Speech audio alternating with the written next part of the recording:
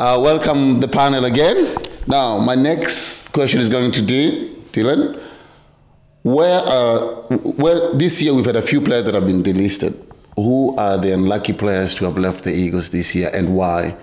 Unlucky players? Yes. From the players that have been delisted.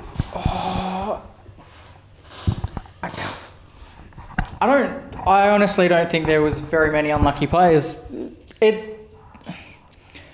If I had to pick one, it would be Tom Lamb, because he really didn't get the opportunities that he probably did deserve. He was inconsistent at waffle level, and that was his problem. But I feel like if he got the opportunity to go up to AFL level, he probably would have stood up a little bit. But if he couldn't make it in the waffle, how could he go to the next step? So that's the question. I've argued that as well myself, but I feel like on a broader scale, someone like Partington here and he played a good patch of about 6 or 7 games, and in a different scope. Tom Lamb played very similar games to him, but he didn't get that opportunity because he plays a different role. And I feel like he didn't get an opportunity because that forward line is so stacked. You're not going to get a game ahead of Darling. You're not going to get a game ahead of Lacroix or Kennedy. And it's just a hard spot for him to get into. And then when those injuries came, they preferred McInnes. I think he's lucky to stay on the list, to be honest. I think he's had multiple opportunities and he just hasn't delivered. I agree on Lamb. He's one of those guys that, of his size, this is where it comes to the predictability of the Eagles again. They see him as a centre-half forward or a forward flanker. At the Royals, they tried him in the back line in the second half of the season, and it sort of like opened him up a bit more so he could play. And I think in the TAC Cup, he started off in the half-back line. So maybe he was lost, and his body language the year before was pathetic. Every person picked up on it. Gone on a lot of Royals games that I did, he still had that body language where it was very laconic. So people pick up on that, and I don't know, maybe it's just his personality. I just think he was pretty hard done by, but you knew the writing was on the wall when JK got injured. He was out for 5 weeks. They didn't give this guy a go.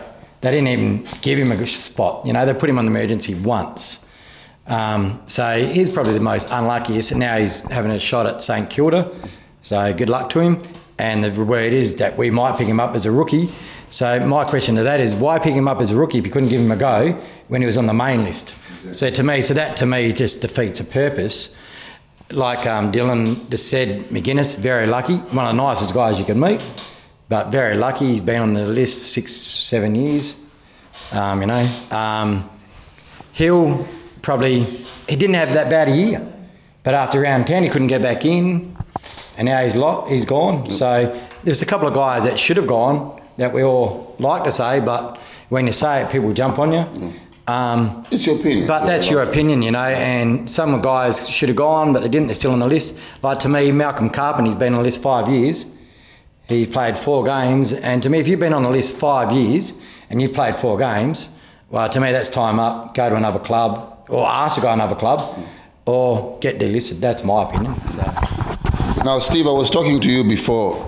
You've got a player like Mark Lacroix, and you've got Wellingham, who's a very skillful player, very good player. Wellingham has been delisted. Lacroix hasn't.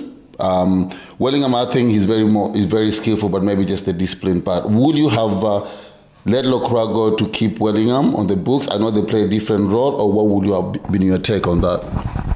I've probably been a bit nasty and delisted them both. To be honest, Lacroix, I love him, great player, but 5 or 6 weeks, not kick a goal and not get dropped, and he should have been dropped.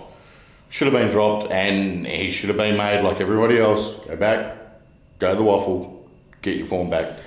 But why didn't he? It's his name, it's what he's done previously, and that's a little bit thing that annoys me with the club at times. They play players by their name, not what they're doing at the time. It's kind of double standard because you look at someone like Lacroix who went through that period of And look, I love Lacroix. I grew up in the same town as him, so I got nothing against him. But you look at him, and then say like a guy like Partington, who put in that effort at waffle level and just wasn't getting rewarded with the effort, with a game. And then you get Lacroix 5 or 6 games, barely touched the ball, and he's getting rewarded because of his name.